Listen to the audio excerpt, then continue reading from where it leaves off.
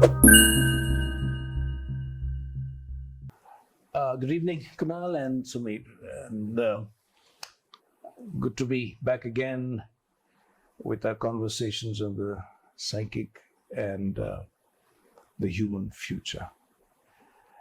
So, we were discussing how the psychic will begin to influence first some chosen individuals, and then as greater numbers turn towards this other way of being, which we are calling the psychic way of being, it'll begin to hopefully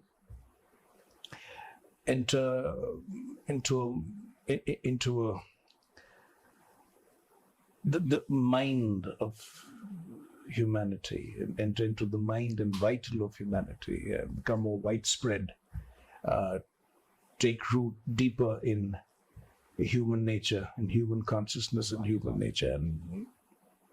And I recall that both of you had briefly mentioned how you individually, Samir, and you individually, Kunal, began to turn towards this other way of being from your ordinary lives and ordinary way of being. Something began to change in you. Something began to open in you. And it's not important whether you knew it at that time. This was the beginning of your psychic adventures, or the psychic had started in its own initial ways touching you. That doesn't matter. What matters is you felt an aspiration for a different kind of existence, for a truer, more meaningful, deeper engagement with life, more creative, a more real way of being. So I would like to hear more about that from both of you. How did this change happen? How did you begin to sense that there is something beyond our ordinary lives? Did you experience the inner suffocation, the discontent, the restlessness? When did you start feeling that, yes, this is it? I've touched a way of being that truly fulfills me much more than my old way of being. So how did it all happen? So either of you we can start the conversation with. Sure. Kunal. Sure. So basically my background is I was running a software business for a long period of time. And when you do a business, you do a startup, you go through lots of tough ups and downs, and it's very hard to build a business and make it survive beyond 3, 5, 8, 10 years, which is when it typically becomes self-sustaining. Towards the tail end of that 7, 8, 9-year period, I started personally getting some strong intuition against some business deals. Now, when you're running a business, you want to do as much business as possible.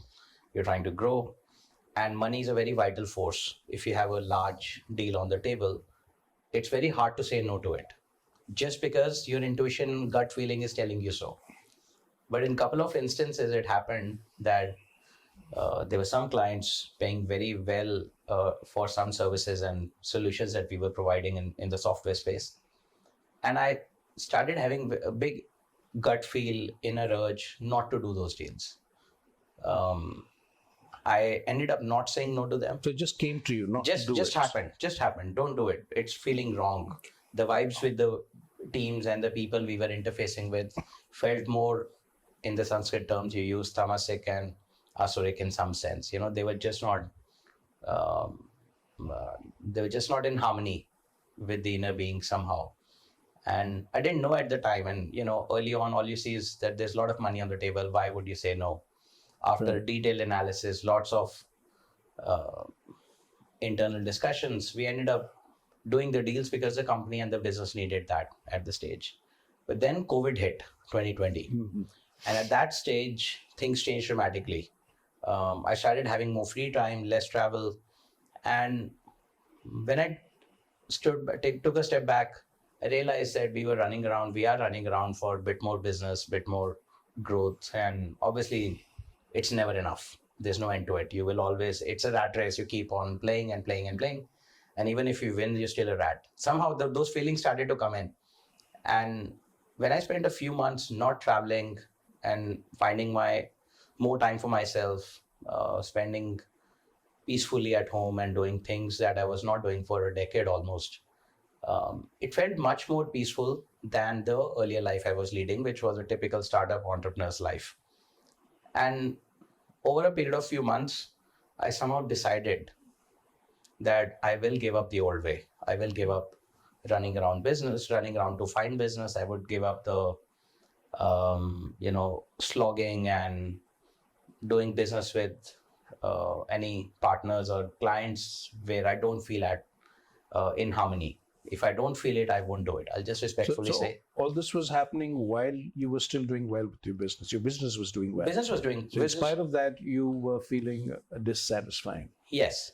So it's interesting. No? The business is growing. Right. But I realized that the thing I was running after, the carrot, or the, was not that desirable anymore. Right. It's not that I made a lot of money. I didn't care for it after a point. And this is what you were saying in some of the early signs that you see. Yes. So you stop worrying about money and all such vital forces which attract you otherwise. So I felt, why do I need it? Because I was so happy during the COVID gave us a good break to the whole world to take a step back. That happened to many people, yes. Yeah, and it happened with many people. Unfortunately, quite a few went back to the old way. Yeah. But there have been some changes I've seen around, and I'm sure we've experienced around us. And in me personally, I just started to realize I don't need to do this for money. Beyond a point, I don't need as much as I think. Mm-hmm. And hopefully and fortunately, I would be able to find a way to keep surviving. And business grows great. I'm still happy doing the business, but it didn't matter that I have to be the biggest in the whatever I'm doing. All the aspirations started to fade away. Aspirations which were, as you said in the signs yesterday, money, power, titles, all the man-made, these artificial, So all those things started to fade away. And I suddenly realized I was so much at peace. And at that stage, three of us met in different contexts and multiple times. And I just, started to change. And I didn't know what is psychic, what is inner spiritual journey. Yeah. That's never. That's so more important. An intellectual concept, anyways. That's never right? so important. That's more an intellectual concept in some sense. In fact, most people I know who have come to the psychic didn't even know anything about the psychic. So yeah. Right. So while this change was happening, were you also? How were you being touched by this other way of life, the one we are calling the consciousness way or the conscious way of life? Were you reading, listening to people? Was it some kind of interaction that you were? Yeah, so I somehow got introduced to Pondicherry, Oroville, you, Partho, Samir, I interacted with, and I started following and reading and watching some podcasts and videos of lots of people. And I started reading Sri Aurobindo, The Ideals of Human Unity, Life Divine. I went in a group because it's a very hard read. It's not easy for anyone in early stage to understand. I started reading and learning about Vedanta, attended some of your workshops. So that started to... So all that started making more sense to you than this other life that you were living. Exactly. Then I started to realize, but one of the big realizations I had was, I had spent at the time 40 years of my life arguably leading a life in the society where you become an engineer, you do MBA, you do banking, you do startup, you come out on the bright side. You've done everything that the society actually aspires you for, or you aspire to please the society or your, social structures around you. And just to realize that all you've done was just leading somebody else's life, which was just the outwardly, which makes no sense to you because you could not even ask the basic question like, who am I? Why am I doing? What's the point of all this? So our education system, capitalism, society, everything is structuring us to just stay for the lack of a better word, blind and keep running in this world. Live the half life of outwardly. So how did this question, who am I or what am I, become important for you? At what point did it become important? So in the process, I started one of the standard practices of Vedanta, self-observation. And then reading through Vedanta, these questions came and I didn't have the answers, and I was very, very curious to know the answers. So you came to self-inquiry.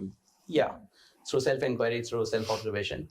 And in between, I obviously evolved intellectually also to comprehend this. Right. And fortunately and hopefully in the process where I'm right now, to understand that mind brings you to a point where you know that now mind is a handicap. You have to go beyond your mind to experience the next. And you felt that I feel it. The mind is reached. I feel it and I understand it. Now I can't necessarily distinguish between the two very well. Is it my intellectual understand? I mean, even intellectually, one begins to feel that the mind has sort of reached its limit. No. I feel that intellectually. I feel that that's the mind is the mind will do okay. I mean, after a point, how much more business or what worldly success would we need beyond a point? Right. It's just temporary, anyways. Right. So intellectually, I do comprehend that there's a much bigger, deeper, longer journey inwards than what we are aspiring for outwards. So that's how the opening. That's how the opening has started, and still a long way to go. I would still say it's very early days, but very pleased to be aspiring and working towards it and doing whatever little I can. So this, when you were talking about the signs in the previous podcast, so you gave up on the worldly things, you gave up on vital forces, power, money, etc. You are less inspired by them, and then you have such strong urge to go inwards and figure out lots of other more meaningful, deeper things. So I was just thinking about it when you were speaking, that it's exactly what I feel, and many times I think you said this or we discussed, or I'm just connecting from somewhere else, that you do feel the ecstatic feelings also. Yes. Without actually just it comes to you at times. So I do feel that at times. So there are a bunch of things which happen, which are happening, but great. Very interesting experience and loving every bit of it. So maybe you've known Kunal for many years. You've known him when he was the typical businessman, and you've known him as an aspirant. Tell me, have you noticed? What are the changes, the visible, tangible changes that you've noticed in him over the last few years? So basically, I knew him, I think 10 years before the journey started. So he was a very passionate entrepreneur, and very focused and busy with the work. So, and it was not an easy thing to build businesses in those days out of Chandigarh. So he was really into it. He was very active in the entrepreneurial circles in Chandigarh, various forums, supporting people and things like that. So we did meet during those times and discuss some of these things, but it didn't take any root. But once the shift happened, in fact, 2021 December, when he came to Oroville, I saw a different Kunal actually. I had never seen him making jokes. Like we see him now. At that time, I saw him just always that comic mode. I've never seen this Kunal. Before that, I hope you're not complaining. So, and then we talked to Oroville even before, there was no interest. This time, like instantly he came. So there was something that was opening in him. Yeah. And you could sense that. Yes. And I could see that also over time, that he was becoming less and less restless from within. He was not struggling to achieve things. He was sort of settling in. And that actually led to changes in his work life. Significant movements happened in his own startup, in his company, in his life. He started to spend more and more time, in our group where we were sort of discussing this thing. So I have seen all of the changes basically. Gradually very different. I mean, it's a very different Kunal from what we had seen before. So it's very perceptible, the changes. What one was seeking for then was more external, and it's I mean, it's a similar story for many of us. But then you just seek the internal peace. And what I saw was that while he was more sort of inwardly focused, even outward life, business and life, things started to get upgraded this. Right. I mean, most people think that if you take to the inner life, the outer one gets neglected, but that doesn't happen. It doesn't happen. No, the In fact, conditions of his outer life actually began to improve. it begins to, and yes. continue to improve actually. That is an important point, which I would like our followers to focus on. That not only does one not neglect the outer life actually improves and gets enhanced. Yes. There's a deeper quality that comes to it. So that brings me to you, Samir. You've been one of India's earliest, if not the first, aggregator of startups, and are very successful at that. And you built up your own business, your own network through that work. And I do know that you have mentioned how this other path came to you, but I would like to hear more detail. How did it exactly happen? So if I were to look at some of the early signs, which I now can see looking backward only, at that time I did not. Yeah, which is interesting. I would like to know about that. What are the early signs that you've seen in yourself in retrospect? Yes. So from 2005, my whole startup journey started when me and my partner began to build a company. And I think it took all our energy, so we were sort of very busy, extremely busy for 2.5 years in that work. And then that company got acquired and we moved to Bangalore and we basically started work for the company which bought us. So we had a lot of time. So basically this was a time when we were not that busy. And one question which used to come back to me, I was very curious to know that how did I become who I am? Like how did my personality, as I like certain food, I read certain books, I became in a certain way. So I was very curious about that, but I had no answer to it. And in December... when you say curious, you were actively questioning? Yeah, I was trying to understand who am I, but I did not know. But you were, at that time, you didn't have the literature. No, Fine, I did not have any idea. So that was 2007, December. Yeah. And we were looking for a place to go for the weekend, long weekend of Christmas. And we were in Bangalore, so somehow on the internet, a resort came from Pondicherry. I was looking at various websites to see where I can go. And suddenly this thing pops up, 20-acre organic resort, and we were into that. In those days, organic sort of ideas. And we decided to go. And before I went, we went to a bookshop in Bangalore. It's called Blossom Bookstore, really popular, to find some books which we can read on the weekend. And as I walked into the store, I saw a pile of, that new books which they stack up to attract. And I did not know who the author was. I had not heard of the book, but I felt like a pull. You felt attracted to it. Okay. So I picked up the book and I looked at a few pages. It seemed interesting to the Nobel Prize winning. What was this book? It is called Peeling the Onion by Gunter Grass. Right. So, and he was one of the Nobel authors. Right. So maybe that attracted me, I don't know what. And that book is what I was reading when I reached Pondicherry. And two things happened over there. One, and I was comparing Pondicherry in my mind to Goa, because that's the other sort of holiday vacation destination by the beach. And I felt a very certain peace in that resort whenever I was there. That whole weekend was as if very peaceful. I could just take the book and sit in a hammock and read. And the book was very interesting. It was autobiography of Gunter Grass. And his Nobel Prizes are for his writings where he sort of criticizes the Nazi Germany work. And he's been sort of acknowledged for that. But in that book, peeling the onion means he's peeling his own life. Right. And he's sort of exposing himself. And he starts from his childhood. And turns out that he himself was part of the Nazi stuff at that time. But of course, it was a propaganda. But as he became as it ended, he sort of took a different stance and hit that part and became an author which criticized Nazis. But now at the age of 80 plus, he had the courage to actually share, and he was sharing how his life got formed, like 1 year, 2 years a year, like how his personality was forming.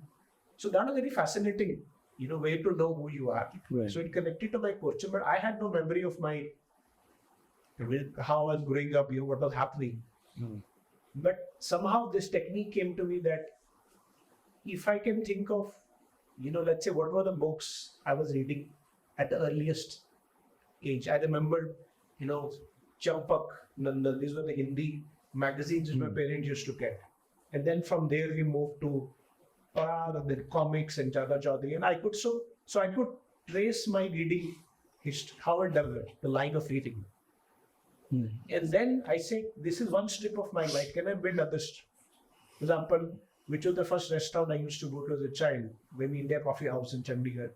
And then, so I was able to take aspects of my life and sort of build these strips and then put them together. So then I was able to see sort of how my own development happened. So that was very fascinating. That was my phase one of, which I was, and that was out of just simple curiosity. There was nothing else to that. But the piece which I experienced in Pondicherry was very powerful. And at that time, I was a hardcore atheist. I grew up with an atheist father. Our home had no pictures of gods when we grew up. It was very sort of science, atheist background. nature and science. And you obviously had no idea about Sri Aurobindo, the mother. No, absolutely not. And you were feeling this peace when you were in Pondicherry. Intellectually, I was allergic to spirituality and anything else. I had some brief experience in 97 or 99 in the Osho ashram in Pune, and I did not like it, what I saw. So when I was in Pondicherry, somebody said that, would you like to go to Oroville? So I discussed an idea thinking that this is another from those communes of the foreigners coming into India and sort of using it for. So I could read this, but I could feel the peace. And So were you looking for peace? Were you in conflict, or you just felt the peace? No, I was not. So you just felt the peace. And that's extraordinary. Yes.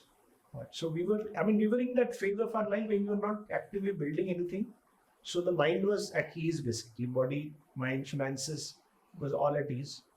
And we went there, and interestingly, after that, so we came back to Bangalore. And within 1 week, and now again, this is on looking backward. Right. Within 1 week, we had the idea to build Morpheus, which was our work for the next 6 years, the first startup accelerator. That was the aggregator, startup aggregator. Startup accelerator. Okay. Yeah. So, and now that I have spent time in Oroville so much, I know that if me and Nandini had gone to Oroville at that point of time, and we were between two projects, we would have probably liked and joined and become Orovillians. Okay. But something stopped us. It was just we didn't go over there. But next year we came back again, same weekend. And what pulled me was the piece itself, just to experience the piece. We came back, but this was just, 2 incidents, and then we got busy. I get it. Amazing. Building Very interesting. So when did you first hear the word psychic? How and when? Do you remember? I think I heard it from you. Or no, I must have read in your book first. Okay. So maybe I can give another story. So basically, this was 2007. We came back, Morpheus idea came, we got busy making Morpheus. 3 years later, in 2011, I was traveling from Delhi to Chandigarh, coming in train. And we used to, in our accelerator, we used to have cohorts basically. So one cohort, 4 months, and then 2 months break. When new applications come in, we do the selection, next cohort starts. So we had gone through, I think 4 or 5 cohorts already. And the next cohort application had to be reviewed in a few days. So while in the train, I was simply thinking that what can we do to prepare better ourselves when we look at the application so that we can select better? What can we learn from our work so far? So in that moment, I had some paper and pen, so I started to write the names of the companies which we have worked with so far. And I was splitting them into 2 groups. One was the group of companies which sort of took off. One of the group of companies didn't take off. or maybe may not take off. And out of 36, 18 and 18, like that, it was split. So I was a bit troubled because I would like all of them to have been successful. And we used to go really deep into our selection process was very detailed, and we used to work with a lot of companies. And all founders on both sides were smart people, intelligent, good market. So I couldn't see what was missing in this two, why this group doesn't work out right. So as I looked into that, and we used to spend a lot of time working with founders, and suddenly I had this insight that one group had a style of working where as they were solving a problem, in that process they would be hit with some kind of a flash, where they would be able to see the solution without going through this whole process of logically reaching a solution. Something will flash at them, and they would be open to implementing their idea and see how it works. This is where you're talking about intuition. And the other group was basically following a very linear, logical approach with data. And they were basically not taking off. So for a moment, it was a shock to me because I was self-identified with the logical mindset.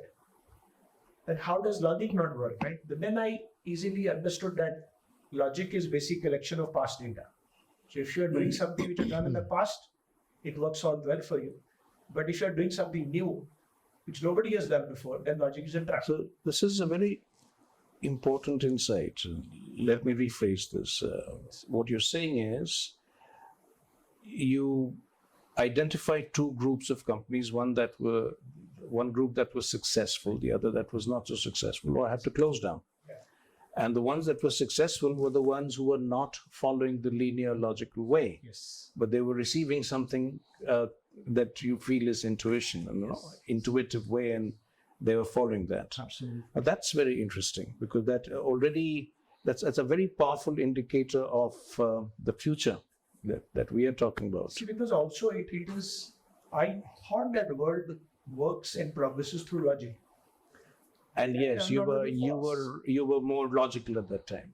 I thought at that time. Actually, I realized later on I was also intuitive, but I just did not know it. You did not know. I just did not know it. Okay. And basically, because I was really committed to that process of helping founders build businesses, I wanted to understand what is intuition, how does it work, and how can it work for more people, how can we select better. And because I also believed in science as the gateway to truth, so I went to science to read about the mind and neurology, psychology, mind science. I read all from pop science to research books. Okay. And from whatever I could gather, everybody denied intuition. But on the other hand, I was experiencing that not only founders in our portfolios, all the founders who have built companies, legendary people, Steve Jobs, Henry Ford, or legendary scientists, their key insights always seem to be mistaken. Yeah. Or intuitive. Yeah. It basically comes in the dream, in the bathtub.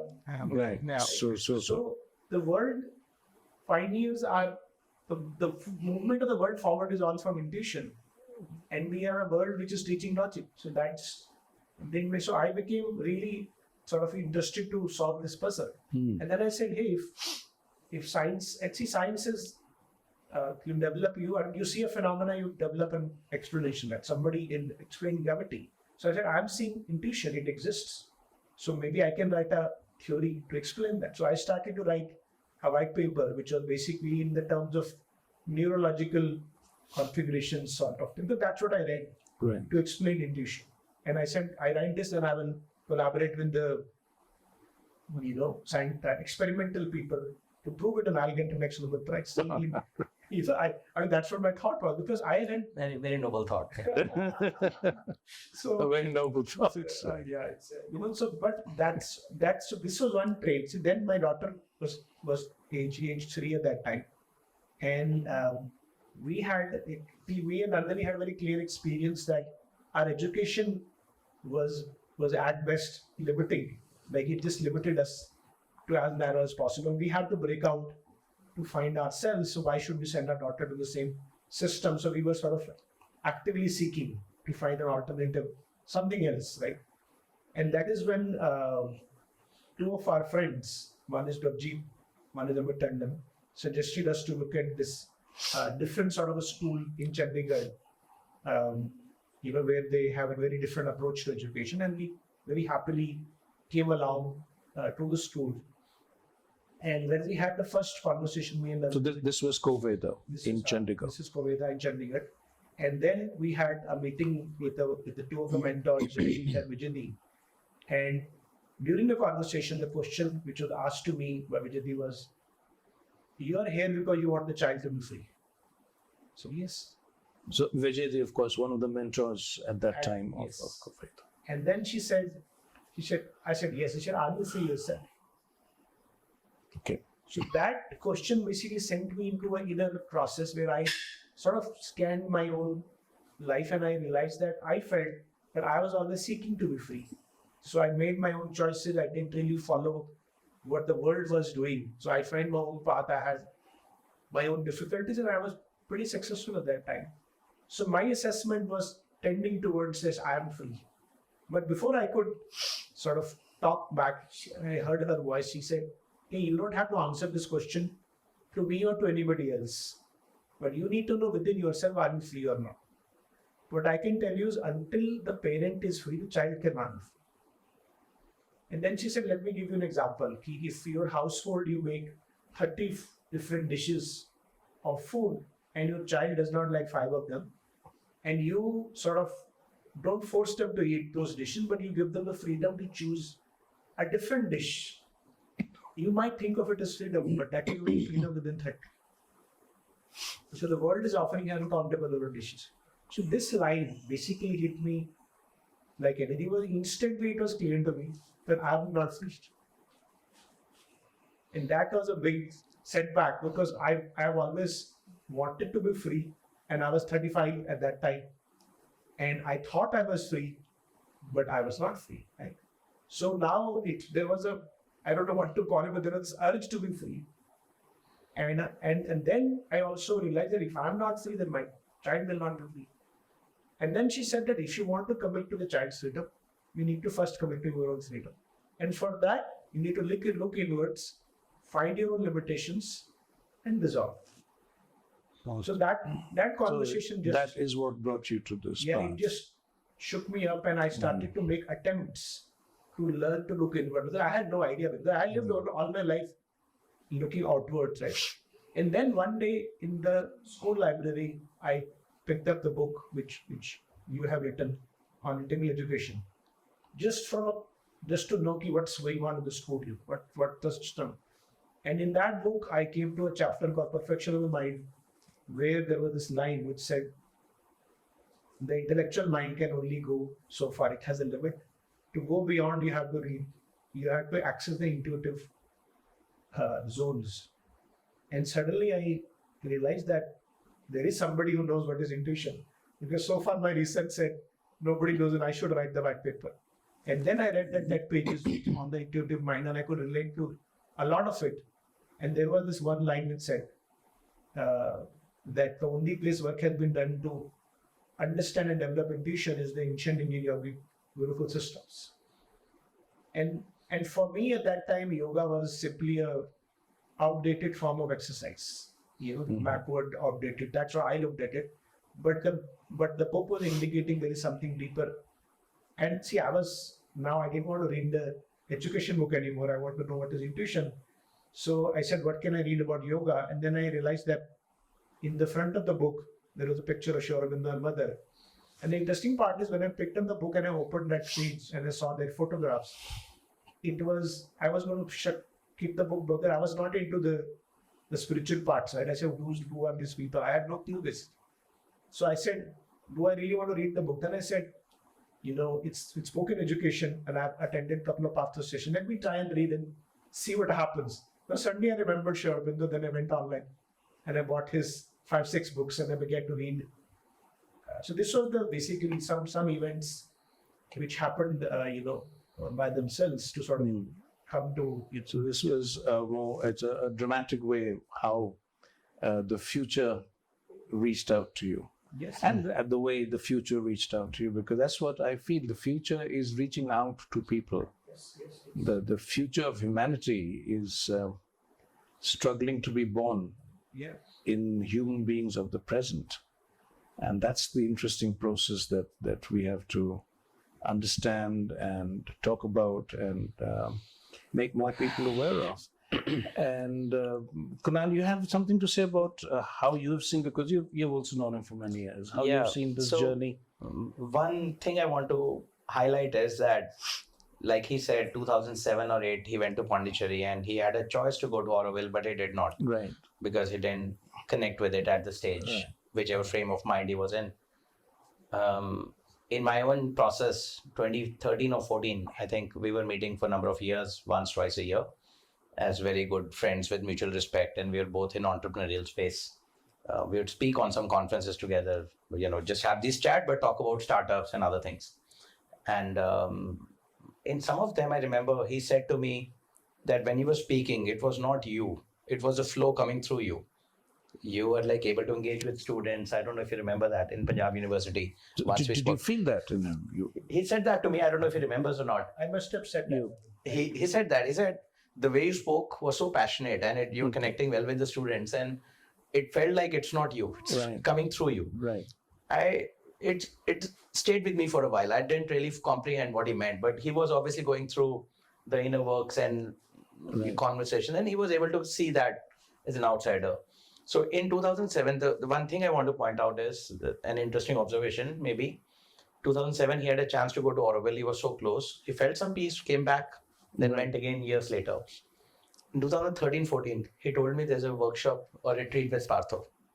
Now at that time again, I was busy and distracted or busy with priorities at the time. It was my business, and I was like, who'll go for a few days? It was a big effort, commitment. So I was like, I didn't even ask who's Partho, what is it about? I didn't even question anything. I just said, I'm busy, I'll likely skip. And then 6-7 years later, COVID had to happen for me to find time For to yourself.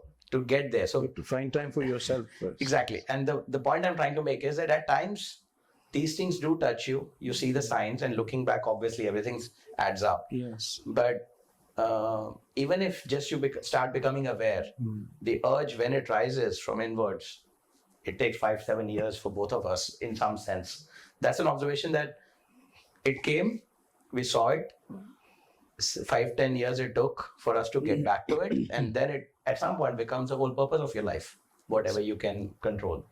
Right. So that was just an observation. But generally, I think Sameer has been very kind and helpful with the whole community of trying to make people aware, whoever are ready for it, whoever have an opening, at least make them aware of this. And this activity of this discussion, podcast and all started with his idea that Partho is around, why don't you guys start talking? And today 3 of us are able to talk. So it's going to touch a few people, and hopefully 5-10 years later, if it's meant to be, Yes. the psychic would touch them. And that's the psychic and the human future we are talking about. Right? And that's the work I think I personally know Sameer has been doing with exemplary commitment and dedication of bringing the future to people who are open to the future, and even people who don't know they're open to the future. And continuing this series, I would love to bring several other people that I personally know who have been drawn to the future and have opened to the future and are now beginning to walk this path of the psychic, the spiritual journey, and all of them following their own curves, their own Paths. trajectories, their own inner processes, but all very beautiful. So looking forward to our next session, and really hoping that our conversations will open many of those who are watching this and who are following us to the other future. Thank you so much, Kunal, and thank you so much, Sameer. Thank you.